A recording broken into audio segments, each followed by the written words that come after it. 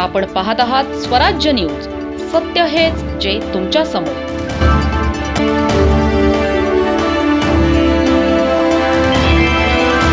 धुळे शहरातील training college of नर्सिंगच्या वसतिगृहाचा प्रश्न सध्या ऐरणीवर आला आहे.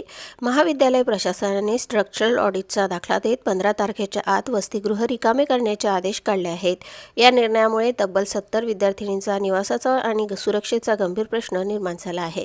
अचानक वसतिगृहे रिकामे करण्याच्या निर्णयामुळे विद्यार्थिनी आणि पालकांमध्ये चिंता व्यक्त केली जात आहे. या विद्यार्थिनींपैकी बहुतांश विद्यार्थिनी ग्रामीण भागातील गरीब व शेतकरी कुटुंबातील असल्याचे सांगितले जात आहे. रोज शहराबाहेरून महाविद्यालयात ये जा करणे अनेक विद्यार्थिनींसाठी शक्य नसल्याचे पालकांचे म्हणणे आहे. तर दुसरीकडे खासगी हॉस्टेल किंवा भाड्याच्या खोल्यांचा खर्चही अनेक कुटुंबांच्या आवाक्याबाहेर असल्याची परिस्थिती आहे. याच पार्श्वभूमीवर पालकांनी थेट धुळे जिल्हाधिकाऱ्यांकडे धाव घेतली आहे. जिल्हाधिकाऱ्यांना लेखी निवेदन देत विद्यार्थिनींसाठी तातडीने पर्यायी व्यवस्था उपलब्ध करून देण्याची मागणी करण्यात आली आहे. या निवेदनावर छोटूराम भिकामोरे, भदू अर्जुन मानवर यांच्यासह अनेक पालकांच्या स्वाक्षऱ्या आहेत.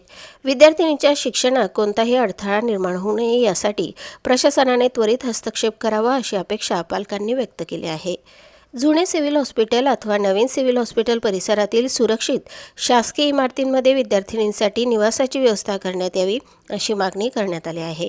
सुरक्षित वातावरणात राहण्याची सुविधा मिळाल्यास विद्यार्थिनींचे शिक्षण सुरळीत सुरू राहील, तसेच पालकांचे असे म्हणणे आहे. या प्रश्नाकडे प्रशासनाने सहानुभूतीपूर्वक आणि तातडीने लक्ष देण्याची गरज असल्याचे निवेदनात नमूद करण्यात आले आहे. दरम्यान 70 विद्यार्थिनींच्या भवितव्याचा निगडीत असलेला हा प्रश्न जिल्हा प्रशासन कोणता निर्णय घेते याकडे पालक, विद्यार्थिनी आणि नागरिकांचे लक्ष लागले आहे. प्रतिनिधी आजिम शेख आणि वृत्तनिवेदिका सीमा पाटीलसह स्वराज्य news, Dhule.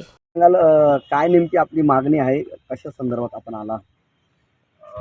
Training college of nursing या संदर्भामध्ये आत्ताच नर्सिंग कॉलेजवाले जे प्रिन्सिपल आहे त्यांनी सर्व पालकांना एक आदेश काढला त्यांनी की बुवा लवकरात लवकर तुम्ही 15 तारखेच्या आत पर्यायी व्यवस्था म्हणून तुम्ही हे हॉस्टेल सोडा आणि डायरेक्ट तुम्ही अपडाऊन करावं.